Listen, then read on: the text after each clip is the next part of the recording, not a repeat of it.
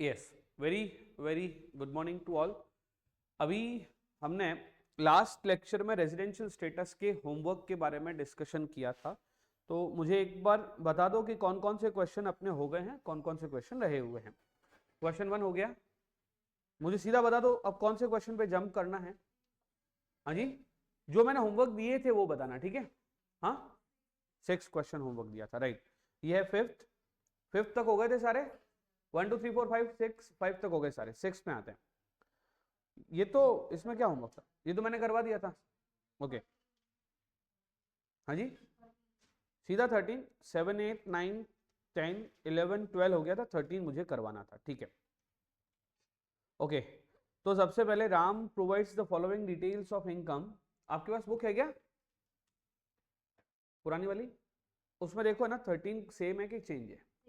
ठीक है, हाँ। तो देखो एक बार, Manasvi, calculate the income from which is liable to tax in India for assessment year 2026-27। यही है, 25-26 है, ठीक है।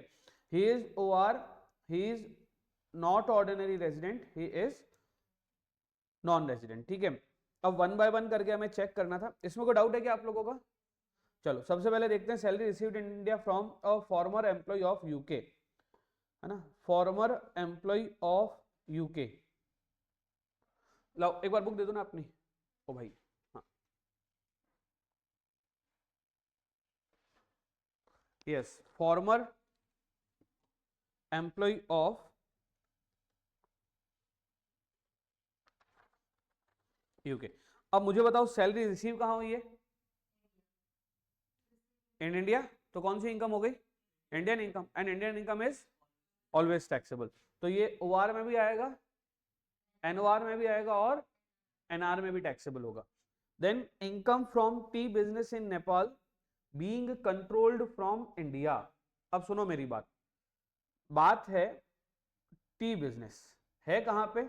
नेपाल में। वैसे मैं आपको बता देता हूं, टी, कॉफी एंड रबड़ के केस में परसेंटेज डिसाइडेड है। परसेंटेज का मतलब क्या? टी, कॉफी, रबड़ के केस में परसेंटेज डिसाइडेड है, यानी कि इतना परसेंट टैक्सेबल होगा, इतना परसेंट टैक्सेबल नहीं होगा। मींस टू से, टी, कॉफी, रबड़ के केस में कुछ इनकम को एग्रीकल्चर और कुछ इनकम को नॉन एग्रीकल्चर बोला गया है। तो income which is agriculture income will not be taxable, and income which is non agriculture income, that is business income, will be taxable. ये चीज हम लोग पढ़ेंगे जब पीजीबीपी चैप्टर पढ़ेंगे। As I always said that income tax is not an isolated study, it is a combined study. तो ये यहां पर एक पॉइंट है जो किससे रिलेटेड है? पीजीबीपी से रिलेटेड है। तो बट पर यहां पे वर्ड क्या यूज किया गया है? नेपाल। एंड जब नेपाल की बात आती है, हेलो, किसकी बात आती है? नेपाल इंडिया की फॉरेन? कैसे नहीं गिन सकते? नेपाल तो भारत से बाहर है, नेपाल कोई भारत का पार्ट थोड़ी, नेपाल इज इन फॉरेन। ठीक है, हम जा सकते हैं, आ सकते हैं, हमारे संबंध अच्छे हैं, एकमात्र ऐसा कंट्री जिससे हमारे रिलेशन अच्छे हैं, इसलिए तुम लोग ऐसा बोल रहे हो नेपाल इज फॉरेन। हाँ, अगर कोई नेपाल घूम के आ रहा है तो ये बोलना है तो फॉरेन ट्रिप करके आया है वो, डेफिनेटली। हाँ, तो नेपाल क्या है? Foreign income. तो अब क्योंकि ये फॉरेन इनकम है, पर वो फॉरेन इनकम जो कंट्रोल्ड फ्रॉम इंडिया हो, वो फॉरेन इनकम जो कंट्रोल्ड फ्रॉम इंडिया हो, तो कितना है वो? 10,000। तो सुनो मेरी बात, foreign income ordinary resident taxable, foreign income not ordinary resident only taxable when controlled from India. ये देखो कंट्रोल फ्रॉम इंडिया है, तो ये दोनों जगह टैक्सेबल होगा। कहां पे? एक तो मैं इधर लिख देता हूं, मैं यहां पे साइड में लिख देता हूं, this will be taxable in OR, NOR and NR, तीनों में ये टैक्सेबल होगा, ओआर एंड एनओआर में, ठीक है। Interest on company deposit in Canada 1/3 received in India. Interest on company deposit in Canada 1/3 received in India, 2/3 received outside India. तो मेरी बात सुनो, पहले तो इसका 1/3 2/3 कर लो। हेलो, तो 1/3 कितना हो गया? 10,000, और 2/3 कितना हो गया? 20,000। ये जो 10,000 है, ये तो तीनों के केस में टैक्सेबल होगा, ओ आर, एनओआर और एनआर। लेकिन ये जो 20,000 है जो रिसीव्ड आउटसाइड इंडिया हुआ है, ओ भाई साहब, Canada foreign income, foreign income is taxable in case of OR only. तो ये कहाँ टैक्सेबल होगा? ओआर में टैक्सेबल होगा। यस सर कि नो सर? Yes sir. आगे बढ़ते हैं।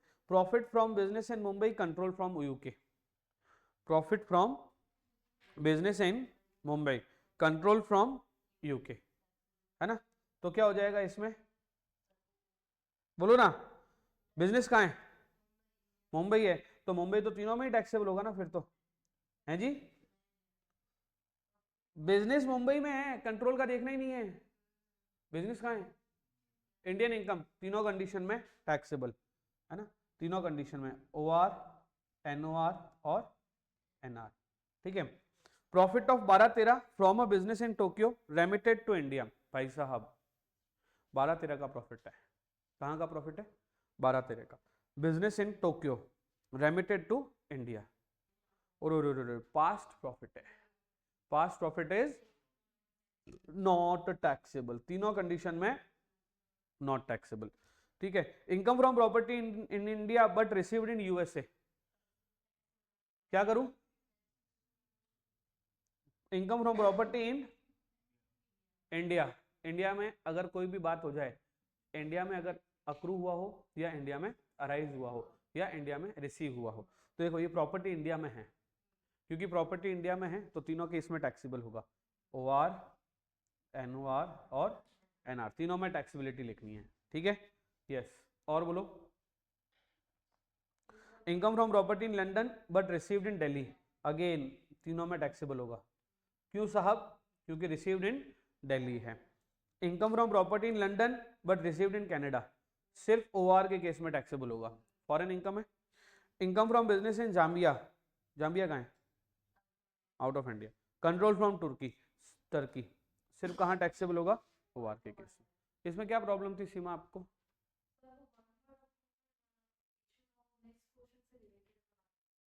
नहीं, एक बार बता तो दो।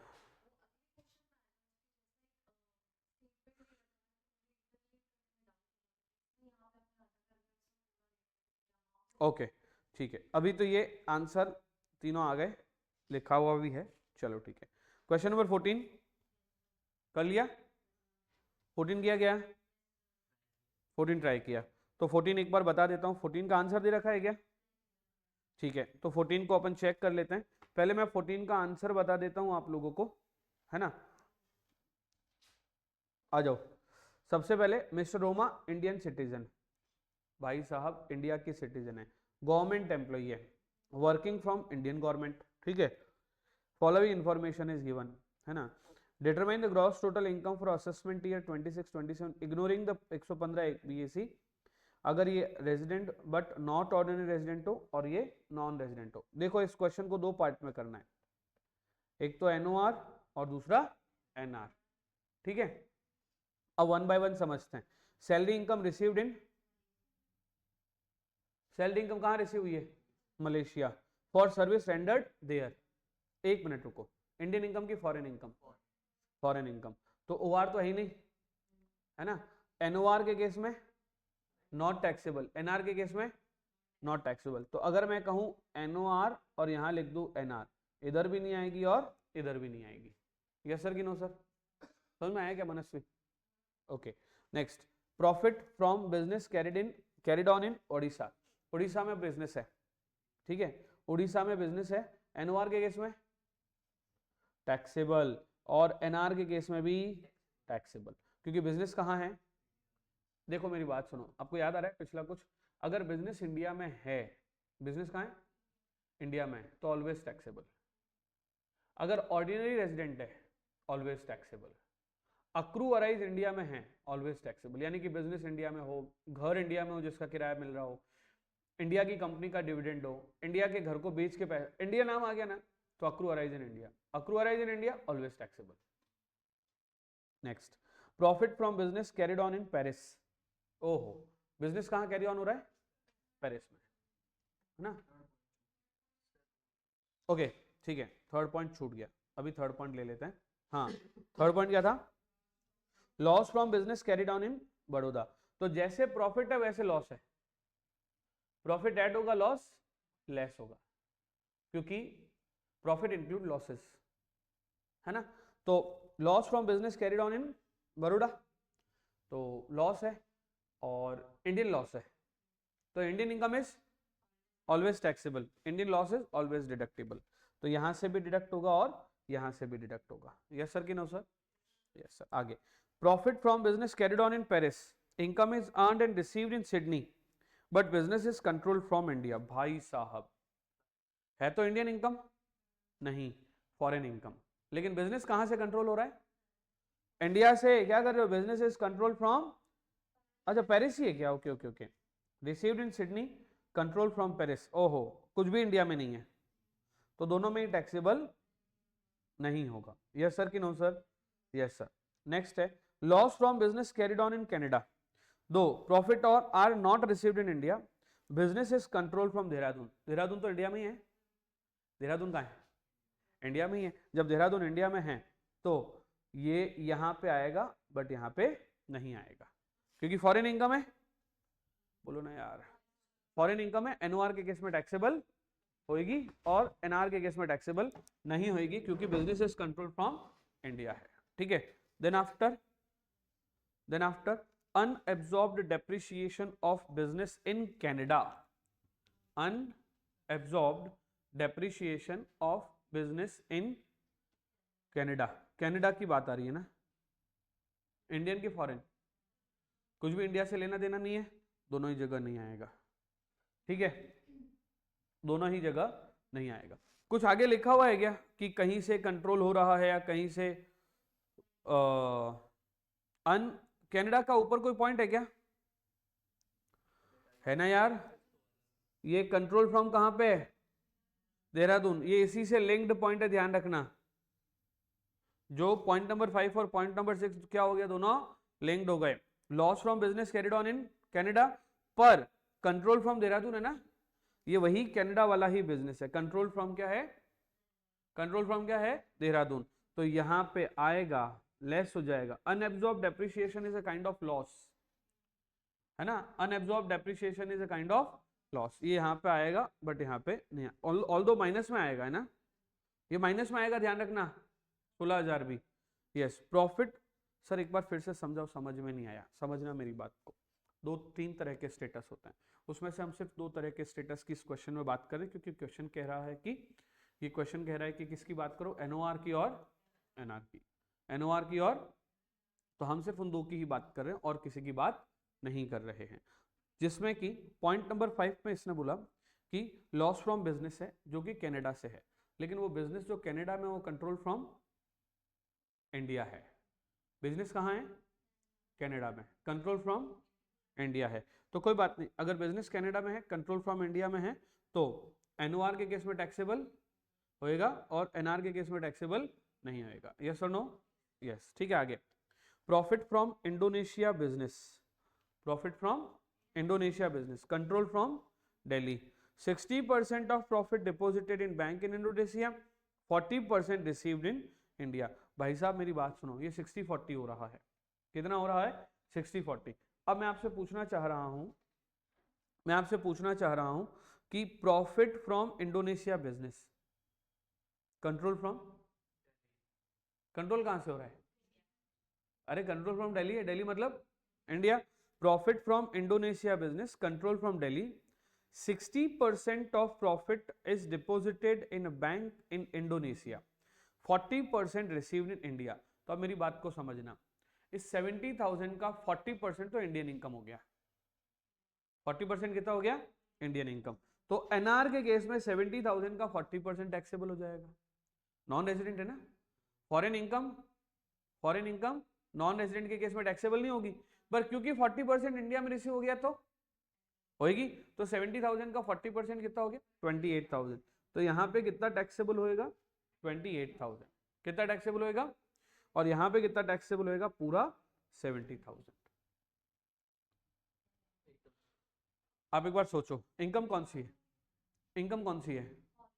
Foreign income. अगर फॉरेन इनकम एनओआर के केस में कब टैक्सेबल होती है? तो बस इसीलिए करा है। इधर देखो, profit from Indonesia business foreign income, इधर देखो स्क्रीन पर ही, profit from Indonesia business point number 7 done है, बट कंट्रोल फ्रॉम तो कंट्रोल फ्रॉम इंडिया तो पहले भी यही लेते आए हैं, आया? हाँ बोलो, देखो मेरी बात सुनो, मेरी बात सुनो। फॉरेन इनकम है, फॉरेन इनकम है, 3 पार्ट होता है, OR, NOR और NR। फॉरेन इनकम OR के केस में टैक्सेबल, NR के केस में नॉट टैक्सेबल। NOR के केस में अगर बिजनेस कंट्रोल या प्रोफेशन सेटअप इन इंडिया हो, है ना, तो क्या हो जाएगी? टैक्सेबल। लेकिन अगर बिजनेस कंट्रोल आउटसाइड इंडिया है, बिजनेस कंट्रोल आउटसाइड इंडिया है तो नॉट टैक्सेबल। यही बात है, बिजनेस कंट्रोल इन इंडिया है तो taxable, business control outside India है तो नॉट टैक्सेबल। यस और नो? यस। तो समझना, यही तो पॉइंट है। ये देखो इधर, पहली बात फॉरेन इनकम, तो देखो पॉइंट नंबर 7, मैं एक बार इसको पूरा ऐसे कर देता हूँ, उन्हीं पॉइंट्स को हाईलाइट करता हूँ जो आपको समझाने के लिए है, ठीक है। Profit from Indonesia, Indian income की फॉरेन इनकम, इंडियन इनकम की फॉरेन इनकम पर control from Delhi, control from Delhi, तो foreign income control from India NOR के केस में टैक्सेबल, इसलिए आगे देखना ही नहीं है, 70,000 NOR के केस में टैक्सेबल हो जाएगा। अब इसी में से ही 40% इनकम रिसीव्ड इन, तो 70,000 का 40% 28,000, वो ऑलवेज टैक्सेबल। तो यहां पे तो पूरा 70 टैक्सेबल हो रहा है NOR के केस में, लेकिन NR के केस में 28,000 यानी कि जो 40% है वो टैक्सेबल हो रहा है। अब आया? हाँ बताओ, कंफ्यूजन बोलो पहले एक बार, क्योंकि ये बड़ा रीजन 70,000 के लिए, ये रीजन है। इंडोनेशिया का प्रॉफिट है, इंडियन इनकम की फॉरेन इनकम, फॉरेन इनकम कहां रिसीव हो रहा है? उधर ही रिसीव हो रहा है, अभी भी फॉरेन इनकम, लेकिन बिजनेस कंट्रोल कहां से हो रहा है? तो फॉरेन इनकम NOR के केस में तभी टैक्सेबल होती है जब बिजनेस कहां से कंट्रोल हो रहा हो, तो बस इसीलिए तो लिया है। अब इस लाइन को पढ़ो, फॉरेन इनकम NOR के केस में तभी टैक्सेबल होगा जब बिजनेस कंट्रोल फ्रॉम इंडिया हो, तो 70,000 पूरा टैक्सेबल हो गया, ये तो पार्ट 1 हो गया। अब आगे बढ़ते हैं क्वेश्चन को। 60% डिपॉजिट इन इंडोनेशिया, तो टैक्सेबल नहीं होगा, बट 40% रिसीव्ड इन इंडिया, यानी कि ये फॉरेन इनकम है लेकिन 40% रिसीव्ड इन इंडिया हो गई, तो ये क्या बन गई? इंडियन इनकम, और इंडियन इनकम इज टैक्सेबल, तो 70,000 का 40% टैक्सेबल हो जाएगा। Last, rent from house property situated in Canada and received in Canada, Indian income की foreign income? Foreign income taxable की नॉट टैक्सेबल? नॉट टैक्सेबल, तो foreign income not taxable in both the cases. Overall इसका जो answer आ रहा है वो NOR का आएगा 2,18,000 और NR का नहीं 2,38,000, नोट कर लो एक बार, 2,18,000, 2,18,000, 2,38,000, नोट कर लो एक बार, है ना? आ रहा है आप लोगों का यही? क्यों नहीं आ रहा है? नहीं कुछ और आ रहा है क्या? लिखो 2 लाख प्लस 50,000,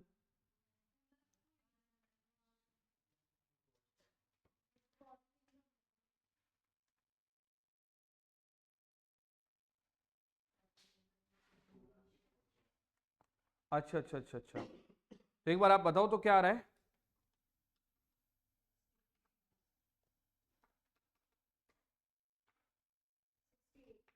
ओ हो, एक प्रॉब्लम हो गई, एक प्रॉब्लम हो गई, सुनो सुनो सुनो सुनो सुनो, क्वेश्चन को हमने पूरा अच्छे से पढ़ा ही नहीं। ये 2 लाख आएगा, क्यों आएगा उसका रीजन सुनना। 2 लाख क्यों आएगा, ये यहां से ही गलती शुरू हो गई। ओके ओके, समझो समझो समझो, एक बार क्वेश्चन को फिर से पूरा पढ़ते हैं। Mister Roma, an Indian citizen, कौन है?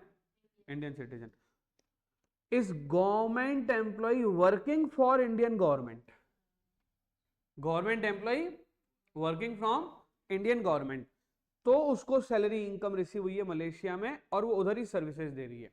भाई साहब, एक इंडिया की रोमा इंडियन गवर्नमेंट की एम्प्लॉय है जो मलेशिया पोस्टेड है, जैसे हमारे एम्बेसडर्स वगैरह होते हैं, क्या होते हैं, हमारे एम्बेसडर्स वगैरह होते हैं, हमारी कई सारी ऑफिसेज जो फॉरेन में हैं, से फॉर एग्जांपल आईसीएसआई का दुबई चैप्टर या सीएमए इंस्टीट्यूट का दुबई चैप्टर, है ना, है, सीए इंस्टीट्यूट का दुबई चैप्टर है।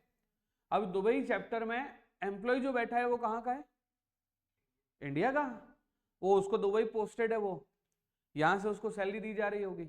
मैं आपको चैप्टर का इसलिए बोल रहा हूं, आपको चैप्टर या ब्रांच का इसलिए बोल रहा हूं ताकि आपको एकदम क्लियरली समझ में आए मैं क्या बोलना चाह रहा हूं। अंकिता समझ में आई बात? तो सैलरी तो इंडिया से जा रही है, इंडियन गवर्नमेंट। अब एम्बेसडर होते हैं जो, है ना, जो इंडियन एम्बेसी जो कि यूएस में है, यूके में है, उनको सैलरी कौन देगा, यूएस यूके देगा कि इंडिया देगा? ऑब्वियसली बात है इंडिया देगा। तो जब इंडिया उनको सैलरी दे रहा है तो इंडियन गवर्नमेंट के लिए they are working over there, तो सैलरी इज अक्रूइंग और अराइजिंग फ्रॉम इंडिया। तो ये 2 लाख, समझे, यस और नो? और क्योंकि सैलरी इनकम है, क्योंकि ये क्या है, सैलरी इनकम, आगे जाके हम पढ़ने वाले हैं, अभी तक पढ़ा नहीं है हमने, आप लोगों को ध्यान भी नहीं होगा।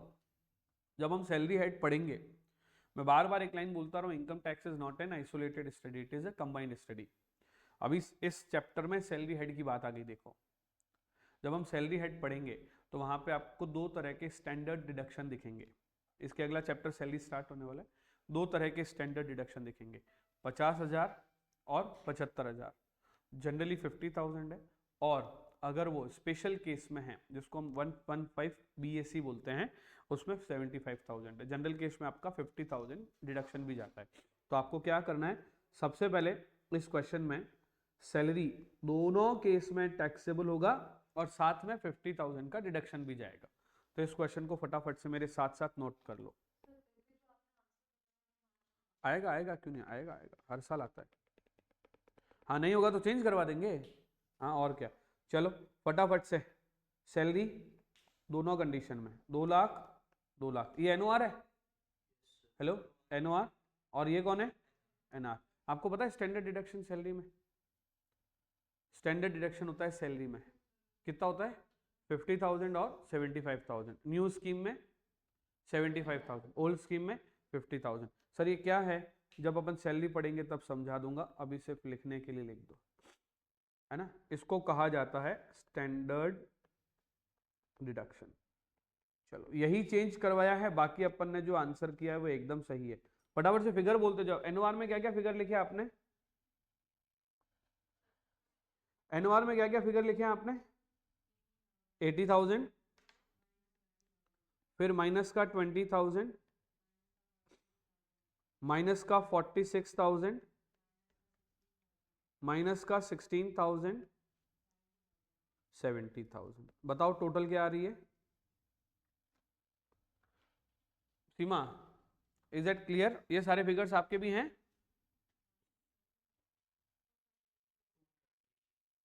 2,38,000 या 18, 2,18,000। अब तो ठीक है, ठीक है। इधर भी देख लो एक बार, इधर भी देख लो एक बार, 1,50,000। सर ये 1,50,000 क्यों लिखा है सर, थोड़ा सा ये समझा दीजिए ना। जब हम सैलरी एड पढ़ेंगे तो आपको बताऊंगा, ग्रॉस सैलरी जितनी भी मिलती है उसमें से स्टैंडर्ड डिडक्शन लेस होता है, हर क्वेश्चन में लेस होगा। जब ग्रॉस सैलरी मिलती है उसमें कितना लेस होता है, फिक्स है, 50,000 हमेशा लेस होगा। लेकिन अगर न्यू टैक्स स्कीम में रजिस्टर्ड है तो 75,000 लेस हो जाएगा, ठीक है। तो ये तो हो गई सैलरी। क्यों लिखा है सैलरी दोनों केस में सर, क्योंकि ये इंडियन गवर्नमेंट पे कर रही है मलेशिया में उसको, इसलिए। फिर 80,000, 20,000, 46,000, 16,000, ये तीनों नेगेटिव क्यों है अपन ने डिस्कस कर लिए थे, बताऊं या हो गया, हो गया। और इधर वाली साइड बोलो क्या क्या आएगा, 80,000, 80,000 माइनस का 20,000 और 28,000, ठीक है। तो कितना आ जाएगा, 2,38,000। नोट कर लो फटाफट से, जल्दी जल्दी से नोट कर लो सारे पॉइंटर्स के साथ में, जब हो जाए तो बता दो।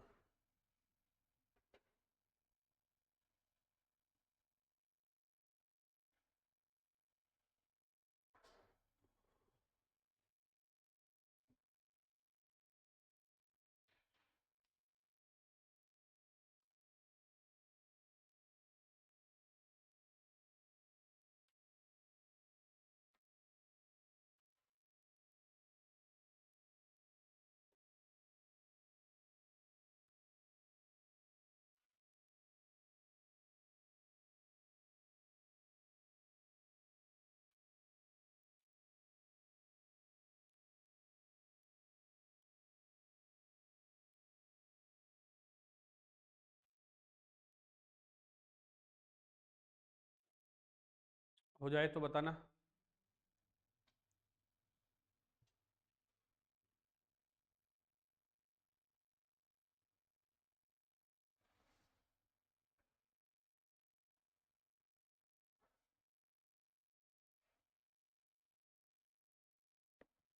हो गया, डन है। चलो अगले क्वेश्चन की तरफ बढ़े क्या? अरे बोलो यार। ओके, नेक्स्ट क्वेश्चन क्या है? मिस्टर डेविड है जी, mister David.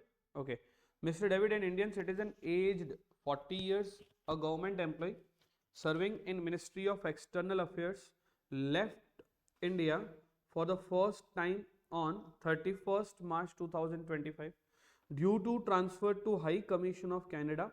He did not visit India any time during previous year 25-26. He has received following income for the financial year 24-25. Normal question है।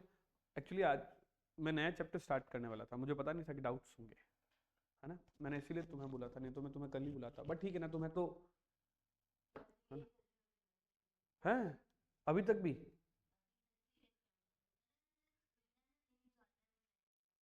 अच्छा, भरतनाट्यम। हाँ हाँ, एक बार ये ना, ये भरतनाट्यम करती बहुत अच्छा है ना, किसी दिन ऐसा होगा था ना। यहाँ पे स्पेस भी है, कई बार उस छोटी क्लास थी वहाँ पे, तो हमेशा ये बोलती थी कि मैं कैसे करूँ सर, आज स्पेस नहीं है ना, फुल स्पेस है ना। और म्यूजिक भी है ना। म्यूजिक की जरूरत होती है आप लोगों को? नहीं होती है? बिना म्यूजिक ही कर लेते हो?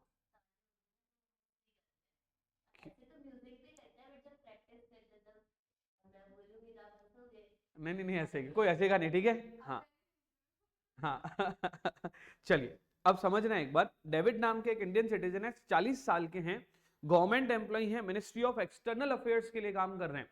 पैसे कौन देगा? गवर्नमेंट देगी, है ना। Then for the first time on 31/3/2025 को इंडिया आया है। Due to his transfer to the high commission in Canada, he did not visit India any time during previous year 25-26। पहली बार इंडिया से जा रहा है 25-26 में। ओ भाई, ओ अंकिता, पहली बार जा रहा है। कब जा रहा है? 25-26 में इंडिया रहा ही नहीं है ये, तो ये नॉन रेजिडेंट हो गया। क्या हो गया ये? Non resident. और हनी, नॉन रेजिडेंट के केस में ओनली कौन सी इनकम टैक्सेबल होती है? Indian income. फॉरेन इनकम है तो नॉट टैक्सेबल। सबसे पहले सैलरी कंप्यूटेड, 50 लाख की सैलरी है, सैलरी कंप्यूटेड 5 लाख की है ना, सैलरी कंप्यूटेड 5 लाख, टैक्सेबल की नॉट टैक्सेबल है जी? टैक्सेबल की not taxable? 100% taxable Indian income है ना। सैलरी दे कौन रहा है? मिनिस्ट्री ऑफ एक्सटर्नल अफेयर्स दे रहा है। क्या? Ministry of external affairs of India. Indian government salary दे रही है तो Indian income, and Indian income is, तो ये 5 लाख आएगा, मतलब सबसे पहले ये 5 लाख टैक्सेबल होएगा, ठीक है। फॉरेन अलावेंस, फॉरेन अलावेंस वैसे भी एग्जेम्प्टेड होते हैं, फॉरेन अलावेंस वैसे भी क्या होता है? एग्जेम्प्टेड होता है। तो ये foreign allowance is not taxable. आप लिख सकते हो, नोट लिख सकते हो, ये वाली बात जब अपन सैलरी हेड पढ़ेंगे तो और अच्छे से पढ़ेंगे, अभी के लिए लिख दो foreign allowance is always exempted. Foreign allowance is always exempted, नहीं टैक्सेबल होता है, ठीक है। तो ये टैक्स में नहीं आएगा, क्योंकि वर्ड कंप्यूटेड लिखा है, ऑलरेडी डिडक्ट होने के बाद ही किया है। कंप्यूटेड का मतलब डिडक्शन वगैरह सब लेस हो चुके हैं। पहले वर्ड क्या था? सैलरी रिसीव्ड, अब है सैलरी कंप्यूटेड, यानी कि इन्होंने सैलरी हेड में से कंप्यूटेशन करके फिर ही दिया है अपने को। अब आप कहोगे सर सैलरी हेड तो पढ़ाया नहीं, पहले ये चैप्टर क्यों शुरू किया? पहले ये चैप्टर नहीं बताऊंगा तब तक सैलरी हेड भी नहीं समझ में आएगा, तो दिस इज बेसिक चैप्टर। फिर अब जब सैलरी हेड आएगा तो ये वाले सारे पॉइंट्स ऑटोमेटिकली कवर हो जाएंगे, ठीक है। Next, interest on fix deposit from bank in India, मुझे बताओ टैक्सेबल की not taxable? This is taxable, yes और नो?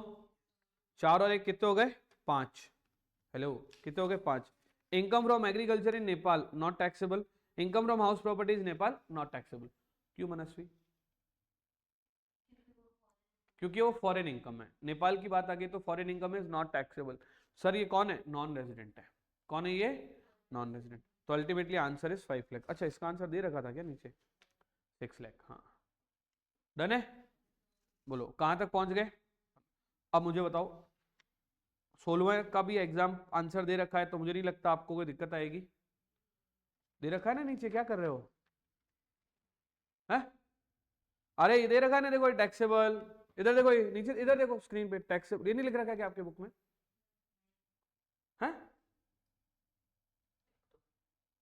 16 के नीचे, क्लब इधर नहीं दे रखा क्या?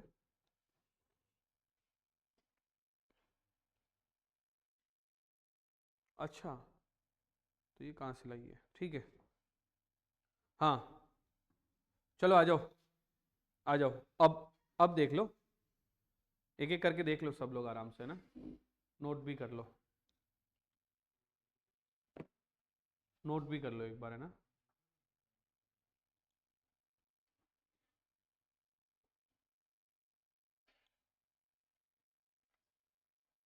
देख लो फटाफट से, विद आंसर देख लो, है ना। पीडीएफ तो आपके पास है ही है, आंसर्स देख लो, अपनी बुक्स आ चुकी है ना।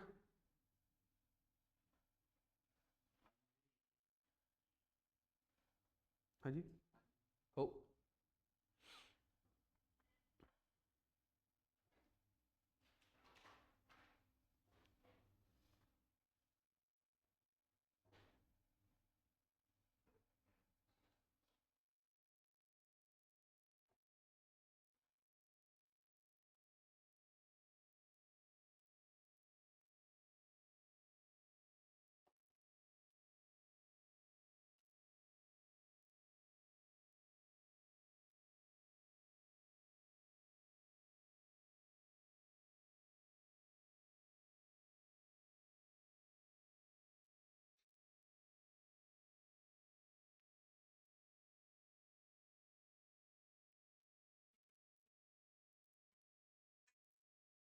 वापस बोलो, कौन सा वाला? हाँ, यस, आपका डाउट है कि सर ये जो बार बार एक सेक्शन आ रहा है 115, इसका क्या? ये दो तरह के टैक्स रेजिम है इंडिया में, है ना। पहला रेजिम है ओल्ड टैक्स रेजिम और दूसरा रेजिम है न्यू टैक्स रेजिम, है ना। तो ये जैसे ये वाला चैप्टर कंप्लीट होगा, हम पहले इसी के ऊपर चर्चा ही करेंगे, तब तक आपके हाथों में किताबें भी आ जाएगी, और इसी से ही हम लोग अपनी बातों को आगे बढ़ाएंगे, ताकि आने वाले चैप्टर्स में ये पॉइंट्स बार बार आएगा तो आपको कोई इश्यू नहीं क्रिएट होगा। अभी के लिए सिर्फ इतना समझो, टैक्स पे करने के दो रेजिम है इंडिया में। कितने रेजिम है? दो। पहला कौन सा है? ओल्ड, और दूसरा कौन सा है? न्यू। न्यू वाला जो है वो 115B AC है, ओल्ड वाले का कोई सेक्शन नहीं लिखा हुआ होता, ओल्ड रेजिम लिखा हुआ होता है। तो अभी के लिए एक बार होल्ड पे ही रहो, हम लोग इसको अलग से समझेंगे। चले आगे, ओके। अब आ जाओ यहाँ पे,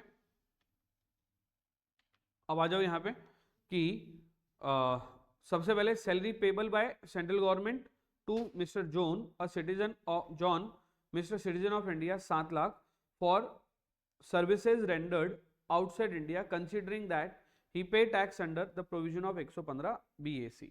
भाई साहब, पहली बात तो ये कि सैलरी दे कौन रहा है? सैलरी कौन दे रहा है? बोलो ना यार, सेंट्रल गवर्नमेंट। और सैलरी जब सेंट्रल गवर्नमेंट देगा, ठीक है, तो टैक्सेबल इंडिया में होएगी कि नहीं होएगी? होएगी। तो वैसे टैक्सेबल का अमाउंट कितना रहेगा? तो क्योंकि 115BAC में, मैंने अभी थोड़ी देर पहले कहा था कि सैलरी में स्टैंडर्ड डिडक्शन होता है 50,000 का, नॉर्मल रिजीम में हो तो, है ना। ये बात नोट करके रख लो, ताकि एक बार अभी के लिए नोट कर लो, कहीं पर भी लिखे नोट, लिखे note, when salary is received, then ये ओल्ड रेजीम, ये न्यू रेजाइम, रेजीम जो भी बोलो, है ना। तो आपको क्या करना रहेगा? यहां पर लिखना है अमाउंट रिसीव्ड, ठीक है, यहां पर लिखना है अमाउंट रिसीव्ड, यहां पर लिखना है स्टैंडर्ड डिडक्शन। अब यहां पे स्टैंडर्ड डिडक्शन जो रहेगा वो कितना रहेगा, 50,000 का। ओल्ड रेजिम में कितना है, 50,000 का। और न्यू रेजिम में कितना है, 75,000 का। ठीक है, और ये हो जाएगी सैलरी कंप्यूटेड।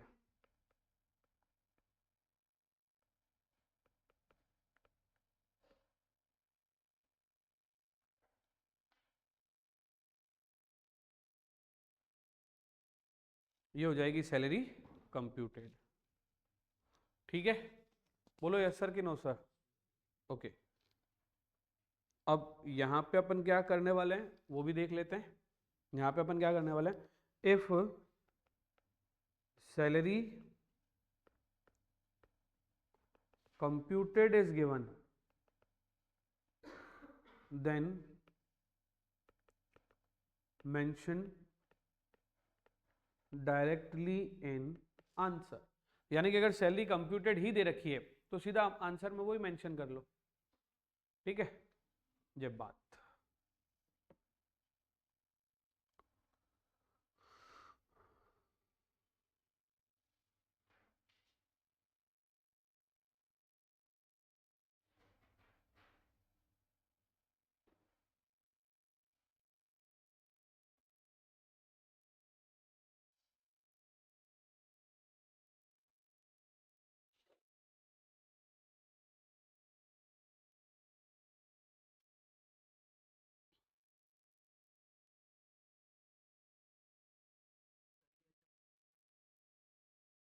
नहीं नहीं, ये सिर्फ आपको भी समझाने के लिए बताया है। हाँ, क्वेश्चन आए तो वर्किंग नोट बनानी है आपको, पर ये बात एक्चुअली आपको कहाँ समझाई जाएगी, सैलरी हेड में समझाई जाएगी। जब सैलरी हेड पढ़ेंगे ना तब ये समझाएंगे आपको अच्छे से। ओके है सबको, बोलो हाँ है ना। ओके, क्या मैं आगे बढ़ सकता हूँ। ओके, नेक्स्ट है, नेक्स्ट है सेकंड पॉइंट। सेकंड पॉइंट क्या है, interest on money borrowed from outside India 5 lakh bye non resident for the purpose of business with in India से एट मुंबई। एक मिनट रुको, बिजनेस कहां से, इंटरेस्ट कहां से लिया है, outside India. Borrowed from, interest on money borrowed from outside India ₹5 lakh bye non resident for the purpose of business with in India से एट मुंबई। अगेन बीच में क्या आ गया, मुंबई। होता क्या है, अगर इंटरेस्ट हम नॉन रेजिडेंट को पेबल करते हैं, ठीक है, money borrowed and used for the purpose of business carried on by such person in India shall be deemed to be accrue arise in India. क्या माना जाएगा, इनकम अक्रू अराइज कहां हुई है, इंडिया में। वैसे भी सोचो एक बार, हम इंटरेस्ट दे रहे हैं किसी को, हम इंटरेस्ट दे रहे हैं किसी को, हम कहां हैं, इंडिया में। तो अल्टीमेटली बिजनेस, अच्छा बिजनेस कहां हो रहा है, बिजनेस सेटअप कहां हो रहा है, तो अक्रू अराइज क्या हो गया, इंडिया। ठीक है, तो टैक्सेबल, पूरा टैक्सेबल। फिर post office saving bank interest, कुछ पढ़ूं आगे कि नहीं पढ़ूं। Post office saving bank interest of 19,000 received by resident assessee Mr. Ram, age 46 year. If he exercise the option of shifting out of, अब क्या ये जो इस तरह के क्वेश्चन है ना, इतना बड़ा बड़ा ये सब लिखा हुआ होता है, तो इसको हमें रोकना ही पड़ता है बेसिकली, कि अगला वाला टॉपिक करके फिर इस क्वेश्चन को करना। तो एक बार इस क्वेश्चन के साइड में लिख दो, आफ्टर आफ्टर टैक्स रेजिम, है ना। इसको टैक्स रेजिम वाला पढ़ के फिर एक बार फिर से देख लेना। फिर मैं कोशिश करता हूं,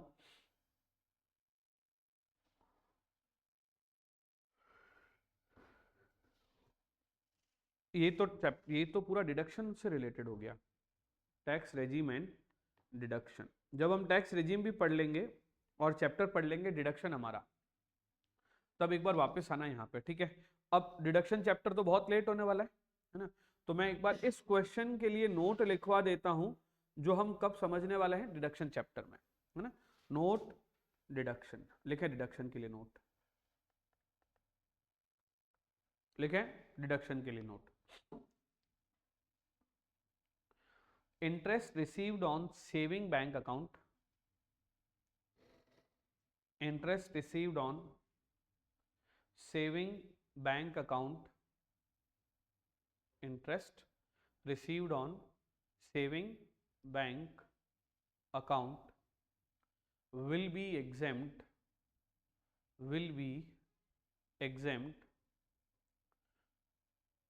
will be exempt नहीं, will be deducted, will be deducted, exempt मतलब है deducted under section 80 TTA, under section ये वाला 80 TTA to the extent of 80 TTA to the extent of rupees 10,000। क्या हानि, कितना डिडक्ट होगा? 10,000 रुपए डिडक्ट हो जाएगा। कितना डिडक्ट हो जाएगा? 10,000 रुपए तक का। अब मुझे बताओ इसको post office saving bank account का इंटरेस्ट मिला कितना है? 19,000। डिडक्ट कितना होता है? 10,000। तो यानी कि अभी तक जो मैंने पॉइंट बताया उसके हिसाब से 9,000 टैक्सेबल है। लेकिन एक और सेक्शन है ना, लिखें note 2, interest on post office saving bank account. कितनी उबासियां खा रही है रे। Interest on post office saving bank account will be exempt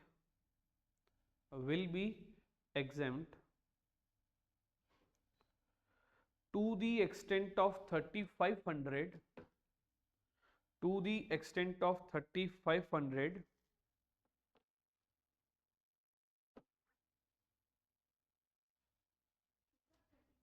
हाँ,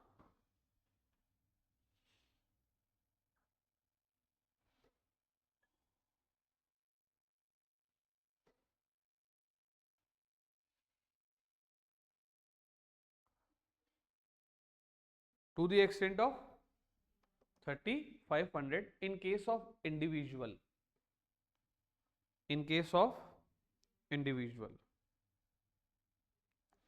है ना।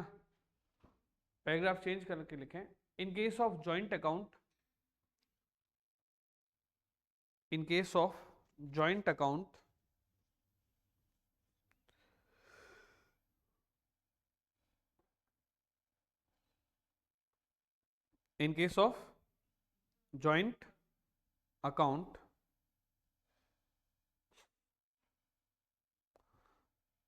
exemption is up to 7,000।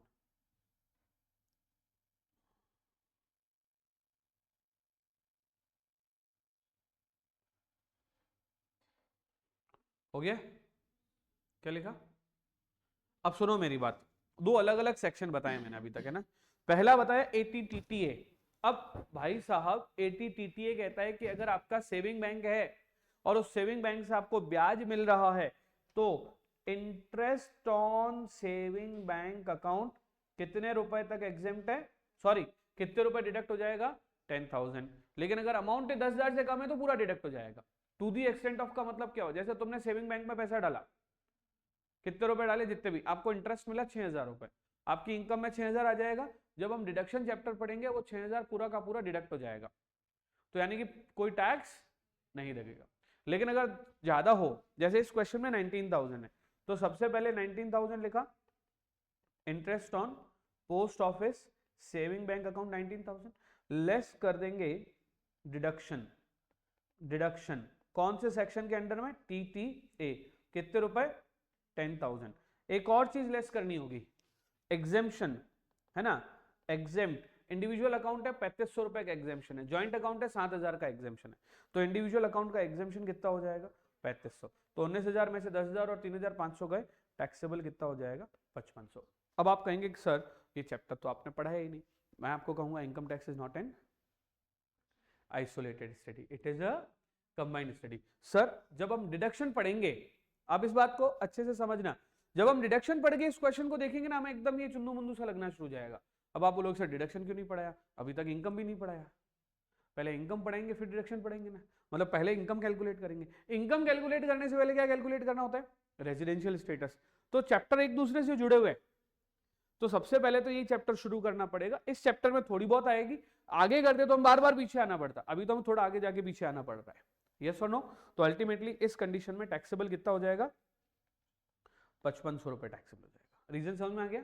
तो इधर मैंने लिख दिया टैक्सेबल, ये पार्टली टैक्सेबल, ये पूरा इधर लिख दिया है ना, आप इसी तरह से नोट कर लीजिएगा। अब आता है, नोट कर रहे हो क्या? ठीक है, कर लो फटाफट से, नोट कर लो ये वाला पार्ट, और जैसे ही नोट हो जाए, जैसे ही नोट हो जाए तो मुझे बता दो। जल्दी से थर्ड पार्ट नोट कर लीजिए एज इट इज।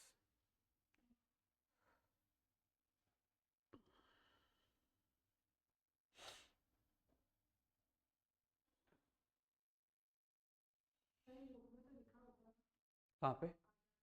नहीं, इसीलिए लिखने का बोल रहा हूँ, नहीं तो मैंने बोलता ऐसे ना। एक्चुअली जो मेरे पहले जो बुक्स होती थी उसमें सॉल्व्ड क्वेश्चन होते थे, अब सॉल्व्ड नहीं है। अब कुछ क्वेश्चन सॉल्व्ड है, कुछ क्वेश्चन अनसॉल्व्ड है, और इसका मुझे बेनिफिट जो समझ में आया है वो ये है कि बच्चे अपना दिमाग लगा रहे हैं।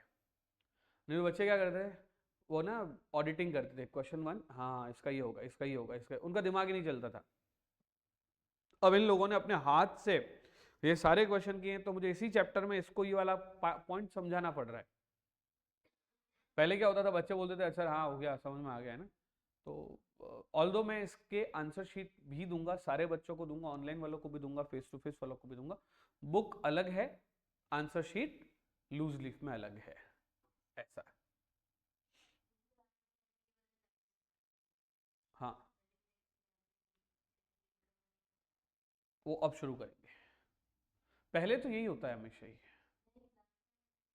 तो मूड के ऊपर भी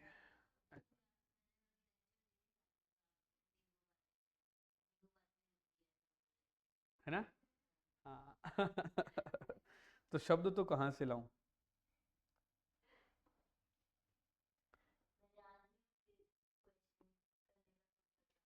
और आज मैं तुम्हारे सामने हाजिर हो गया, क्या नियत अच्छी होती है तो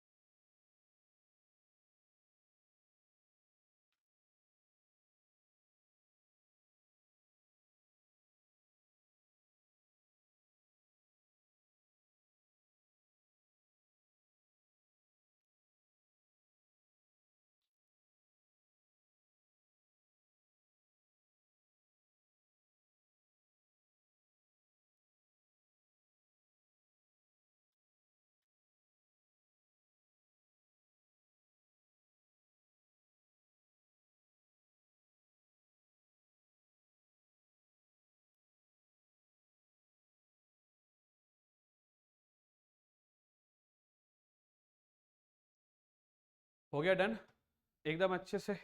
बोलो हाँ है ना, है ना। बढ़ते हैं आगे, चलो अब थर्ड है, अब अपना थर्ड है, कहाँ गया, फोर्थ सॉरी, है ना। फोर्थ पॉइंट क्या बोल रहा है कि royalty paid by resident to a non resident in respect of business carried on outside India. Business कहां कैरिड ऑन हो रहा है? Outside India. Business outside India पे हो रहा है ना। तो अब क्वेश्चन अराइज होता है कि royalty paid by resident to a non resident in respect of business carried out outside India would not be taxable in the hands of non-resident, will not be taxable in the hands of non-resident provided the same is not received in India. Hello, amount received in India है कि outside India है? Outside India. ठीक है, अब एक बात बताओ, दिया है नॉन रेजिडेंट को, ठीक है, बिजनेस भी कैरिड आउट हो रहा है आउटसाइड इंडिया, तो अल्टीमेटली इंडिया में तो कुछ है ही नहीं ऐसा। नेक्स्ट है legal charges 5 lakh rupees paid in Delhi. कुछ आगे पढ़ू क्या? Hello, legal charges 5000 paid in Delhi, आगे पढ़ू क्या? पेड इन दिल्ली, तो इंडिया में टैक्सेबल। ठीक है, 17 क्वेश्चन रीड ओनली था और 18 क्वेश्चन पढ़ा गया। 18 क्वेश्चन हो गया क्या, नहीं हुआ? ट्राई किया था 18 क्वेश्चन, है जी, ट्राई किया था। तो इसमें प्रॉब्लम क्या आई है? ये क्वेश्चन नया ऐड हुआ है हमारे भी, लो एक बार चेक कर लेते हैं। मिस्टर सार्थक an individual and Indian citizen living abroad, यानी कि दुबई। मतलब सार्थक कौन है? इंडिविजुअल है, अरे हो गया ना। सार्थक कौन है? इंडिविजुअल है। कौन है? इंडियन सिटीजन, लेकिन रह कहाँ रहा है? दुबई में। और tax haven since 2005 and never came to India for a single day, then earn the following income. एक बात बताओ, जो व्यक्ति 2005 के बाद इंडिया में एक बार भी नहीं आया, उसे क्या बोलेंगे? रेजिडेंट की non resident? Non resident. Income accrued and arise in Dubai, not taxable in Dubai. Income accrued and arise in Dubai, not taxable in Dubai. उससे क्या फर्क पड़ता है? इंडिया में भी टैक्सेबल नहीं होगा। इंडियन इनकम की foreign income, foreign income. Income accrued and arise in India, ये टैक्सेबल हो जाएगा क्योंकि अक्रूड एंड अराइज इंडिया में है। Income deemed to be accrue arise in India, ये भी टैक्सेबल होगा because it is Indian income. क्या बोल रहे हो मनस्वी, बोलो ना, कहाँ ब्लैंक हो गए? Accrue arise in India, deem to be accrue arise in India, ये दोनों क्या होती है? इंडियन इनकम होती है ना।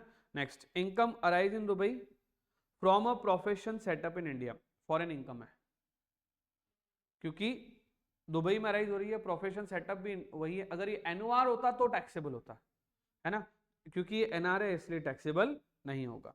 अब ये तो नॉर्मल बातें कर ली, क्वेश्चन अब शुरू हो रहा है। Determine the residential status of Sarthak and taxable income for 25-26 assuming no other income arise in during previous year। ठीक है, दूसरे नंबर पे मेरी बात सुनो, क्वेश्चन नंबर 1 का जो है ना, यही आंसर रहेगा। 8 और 5 13 लाख टैक्सेबल। क्लियर है? ये 3 क्वेश्चन है, 1 क्वेश्चन 2 क्वेश्चन 3 क्वेश्चन। ठीक है, अब पार्ट 1 क्या कहता है? Determine the residential status of mister सार्थक। ठीक है, सार्थक कौन है? ओआर, एनओआर के एनआर? एनआर। नॉन रेजिडेंट के केस में ये टैक्सेबल नहीं होगी, ये टैक्सेबल नहीं होगी, ये दोनों टैक्सेबल होगी। बोलो ना क्या हुआ? तो जैसे जैसे income in Dubai, income arising in Dubai, मतलब फॉरेन इनकम हो गई। फॉरेन इनकम किससे हुई है? प्रोफेशन से हुई है। वो प्रोफेशन सेटअप इन कंट्रोल, जैसे ना बिजनेस कंट्रोल होता है ना, वैसे प्रोफेशन सेटअप होता है। तो फॉरेन इनकम का अपन ने पढ़ा था 2 पार्ट होंगे। फॉरेन इनकम के 2 पार्ट होंगे। पहला पार्ट क्या होगा? फॉर एंड फॉरेन इनकम के 3 पार्ट होंगे, ओआर, एनओआर, एनआर। ओआर के लिए टैक्सेबल, एनआर के लिए नॉट टैक्सेबल। एनओआर के लिए 2 बातें होंगी।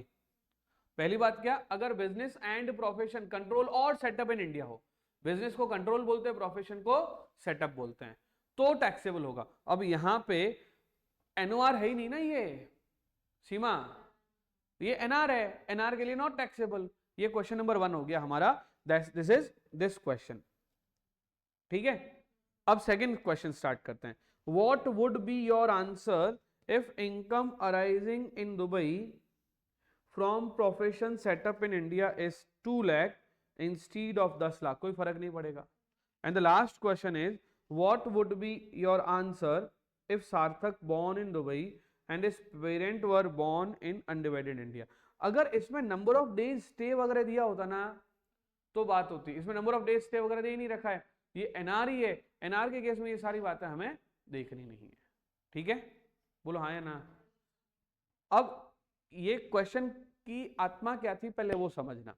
ये क्वेश्चन उससे रिलेटेड था कि Indian citizen living outside India, तो 120 दिन और 365 दिन वाला देखो, याद आया?